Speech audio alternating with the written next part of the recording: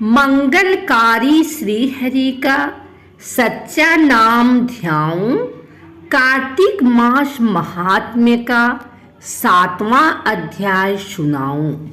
जय श्री कृष्णा, राधे राधे।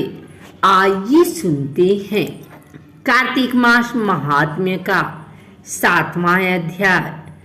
नारद जी ने कहा, हे राजन, कार्तिक मास में व्रत करने वालों के नियमों को मैं संक्षेप में बतलाता हूँ, उसे आप सुनिए।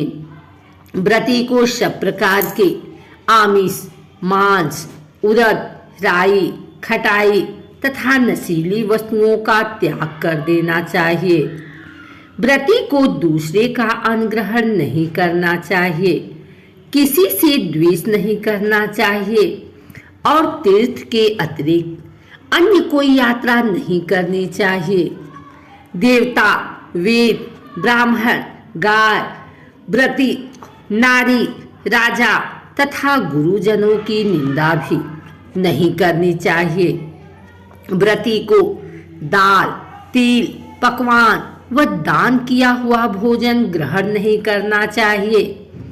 किसी की चुगली या निंदा भी नहीं करनी चाहिए। किसी भी जीव का मांस नहीं छूना चाहिए। पान, कत्था, चूना, नींबू, मसूर, वासी तथा जूठे अन्न का भी प्रयोग नहीं करना चाहिए। गाय, बकरी तथा भैंस के अतिरिक्त अन्य किसी पशु का दूध नहीं पीना चाहिए। कांस्य के पात्र में रखा हुआ पंचगव्य बहुत छोटे घड़े का पानी तथा केवल अपने लिए ही पका हुआ अन्न प्रयोग करना चाहिए। कार्तिक माह का व्रत करने वाले मनुष्य को सदैव ब्रह्मचर्य का पालन करना चाहिए।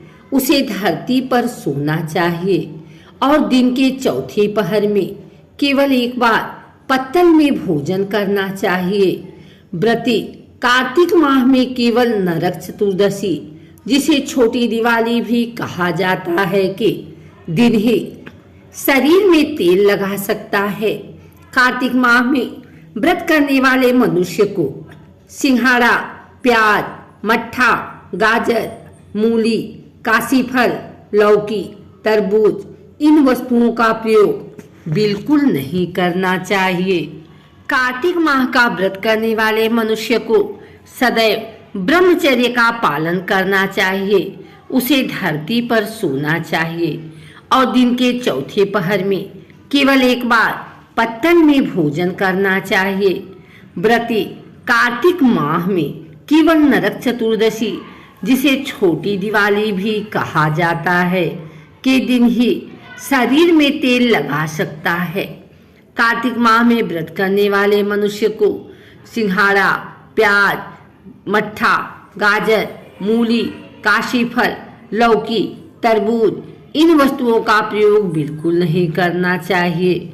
रजस्वला, चांडाल, पापी, मलेच्छ, पतित, व्रतहीन, ब्राह्मण द्रोही और नास्तिकों से बातचीत नहीं करनी चाहिए। भगवान विष्णु को प्रसन्न करने के लिए अपनी शक्ति के अनुसार चांद्रायण आदि का व्रत करना चाहिए और उपयुक्त नियमों का पालन करना चाहिए। व्रती को प्रतिपदा को कुम्हड़ा, द्वितीया को कटहर, तृतीया को तरुणी, स्त्री चतुर्थी को मूली, पंचमी को बेल, षष्ठी को तरबूज, सप्तमी को आंवला, अष्टमी को नारियल, नवमी को मूली, दसवीं को लौकी, एकादशी को परवल, द्वादशी को बेर, त्रयोदशी को मट्ठा, चतुर्दशी को गाजर तथा पूर्णिमा को साग का प्रयोग नहीं करना चाहिए। रविवार को आंवला का प्रयोग नहीं करना चाहिए।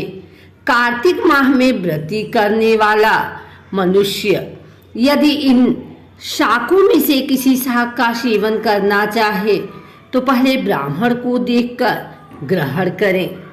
यह विधान माघ माह के व्रत के लिए भी है।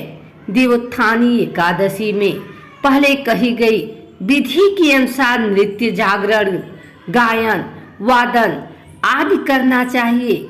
इसको विधि पूर्वक करने वाले मनुष्य को देखकर यमदूत ऐसे भाग जाते हैं जैसे सिंह की गर्जना से हाथी भाग जाते हैं।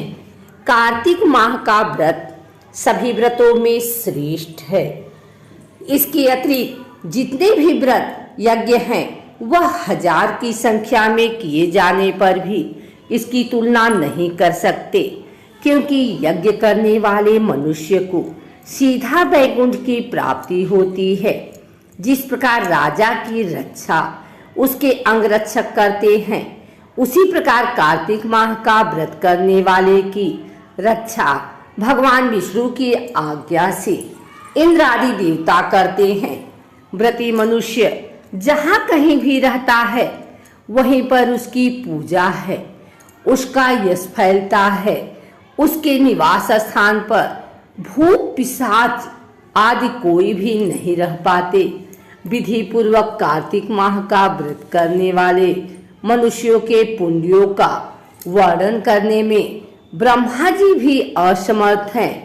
यह व्रत सभी पापों को नष्ट करने वाला, पुत्र पौत्र प्रदान करने वाला और धन धान्य की वृद्धि करने वाला है।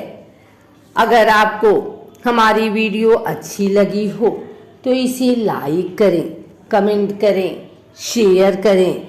हमारे चैनल को सब्सक्राइब करके बेल नोटिफिकेशन ऑल पर सेट कर लें, ताकि आगे आने वाली वीडियो सबसे पहले आप तक पहुंच सके। धन्यवाद।